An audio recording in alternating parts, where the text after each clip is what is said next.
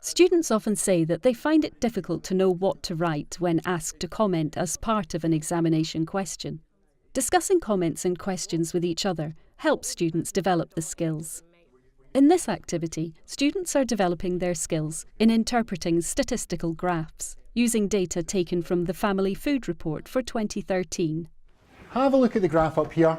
All I want you to do right now, on your mini whiteboards, I want you to write down things that you notice about the graph and things that you might like to ask about the graph.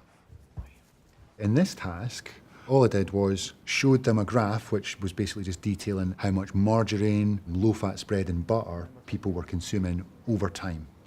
All I said was, what is this graph showing you and what questions would you like to ask? And that generated loads of chat. Share your points with the people that are at your table just now. What have you noticed? What might you like to ask? As the purchases of butter decreased, the purchases of margarine increased since 1974. Yeah. And then I said that the amount of grams per person per week was at its highest, at 140 for butter.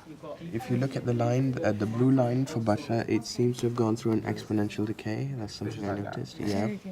And the sales of spreads and butter generally seems to have gone down, if you look at all three of the lines. Lots of discussion about how these distributions are affected over time, the reasons why like margarine sales were going down, why butter sales were going down. I want to get maybe from each table a couple of points that you'd like to see, like that you noticed.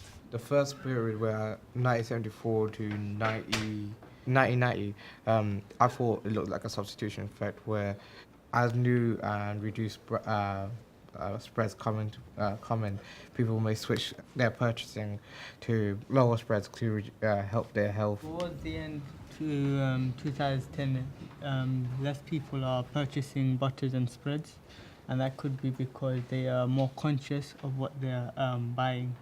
Is there anything you want to know about the data just now and how this was collected at all? Yeah. Yeah. So I suppose the sample size is important. Sample size is important. If you were to ask someone in the street, how many grams of butter do you eat? Do you think they'd be able to tell you with a great degree of accuracy how many grams of butter they eat? No. Okay, no, not really. Just to give you some information about it, the sample size here is 5,000, and the way they collected this data was they asked people to write a sort of food diary. Yeah, go on. These are the same people asked in 1974 all the way up to 2010. Well, there's a good question. If you're conducting a survey in this way, do you think that would be feasible? If they were getting paid for it, it might make If they were getting paid, yeah, okay, yeah. Okay, so do you think they're asking the same people over time? No. No, okay, you think definitely not. It's like a 30-year gap. Why would you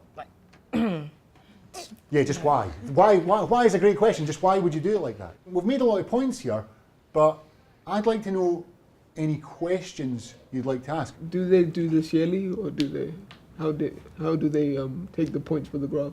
Ah, right, okay. Interesting. Like, where are these points coming from? I would like to see the forecast of from 2010 onwards, because we hear financial crisis in 2007 to 2008. Did the purchasing of butter go down? I think we should compare this graph to a graph about CVD, CHD, and obesity, so that we can see if it's because of that the purchase of butter is decreasing, even though it's not a causation. Interesting, right? Okay, so you'd like to be able to take. It'll be very helpful in the curriculums that we can get more criticism of data, because we know does this fit or was this statement true? But we don't really criticize data. Doing this stuff, it engages us more practically. Yeah, so that actually helps all the students understand the maybe concepts. help them to get into it by showing them something they might be interested in. Yeah. You could use it in so many different classes, to be honest. I think that's excellent. Yeah, sounds like point, yeah. for every class, really. Yeah. Just a really nice way to start the lesson, get them chatting. Yeah.